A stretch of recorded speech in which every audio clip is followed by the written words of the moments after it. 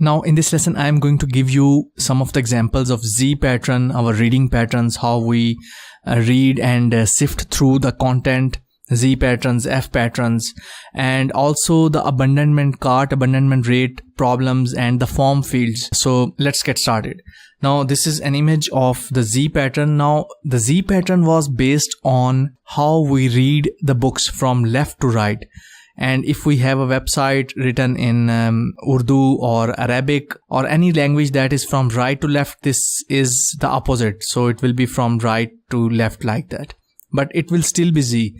So it means that we are going to start, our eyes will start from the left side and then go to the right. Then again shift to the left and then again to the right. This is the pattern we use while reading paragraphs, advertisements, anything. So mostly our line will go from top to bottom like this in this area, or we'll try to see this area or this area. So most of the times designers try to use this Z pattern for their advantage while they are designing websites or mobile apps. The second pattern was F pattern. So why it was called F? Because most of the time it is also related to our reading pattern, or how we skip or skim through the content. So we normally go this line in this vertical direction like that and like this. So for the top content like this, we are going to go like this, and then we are going to skip everything. Now if you see that there are few ads on this side and there is no content on this area. So most of the time we are mostly going to start looking on this side, and then maybe we are going to look over here. So our eye scanning pattern makes this F pattern. Okay. Let me show you one more example. This is the Google search results. These are different other websites. They are all making the F pattern. F pattern is basically related to our reading patterns and how our eyes are going to scan a page. So make sure you use this eye pattern to your advantage and put your important things in your product or your e-commerce website or whatever in these areas. Now there is a new research by this guy, Conversion Excel. This is Peep Laja, I think. And he's, I think, researching about conversion, everything about conversion. And he says that there are new patterns emerging that are not F patterns. So here is his new research from Google. You can see over here, this is Google in 2005 and this is 2014. I think it's his research. Now you can see this F pattern is almost gone, but still the reading pattern is always starting from this left area. You can see over here. Then some of the users, they looked at this area. So the areas which are most active or most viewed by the users are in red. You can see over here. Then the next color is yellow. The green are a bit less. So users start looking at the top in this area. That is why most of the companies, they run different SEO campaigns to be in the top 10 results of the Google search results. So this is all about pattern, Z pattern and F pattern, and a new pattern, that is this one. Now let's move on to the optimizing your form fields. Now form fields are really necessary for conversion, to make money on different websites like landing pages and also e-commerce websites. Forms are essential part of getting information from the user.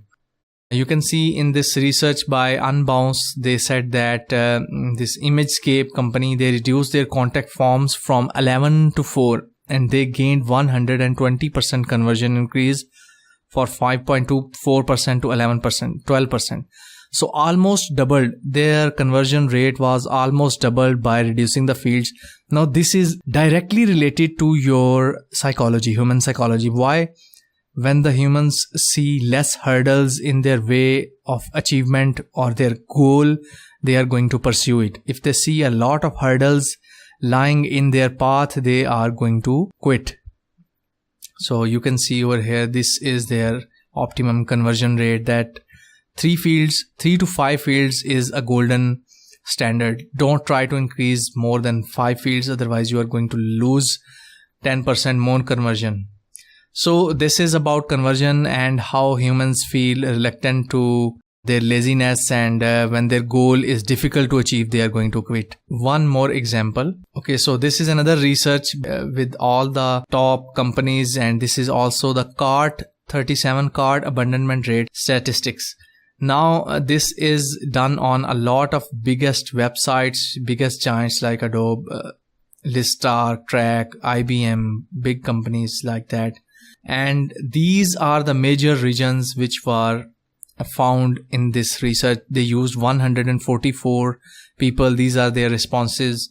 First was the extra cost too high. This is a topic related to something else, which is I'm going to cover in another lesson, which is about showing every detail for decision making. So if you are hiding some details from the user which are going to help him decide, he's going to quit. So this is the second most reason which we are interested in right now, is the site wanted me to create an account.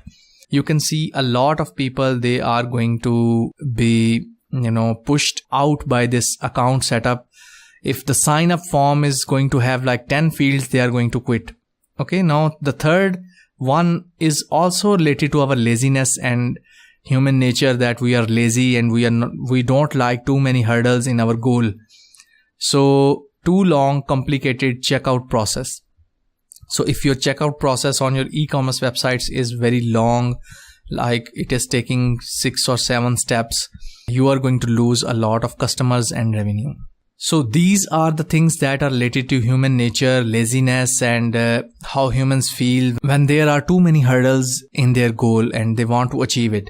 So try to minimize hurdles in the path of the user's goal and their aims and what the main tasks they are going to use. For example, if they are going to use checkout process or account creation process or login, these are the 2 or 3 things that they are going to use on any app or on any website, e-commerce website. Try to make them simple and as easy as possible. So I hope you have enjoyed this lesson. If you have any questions, do ask me.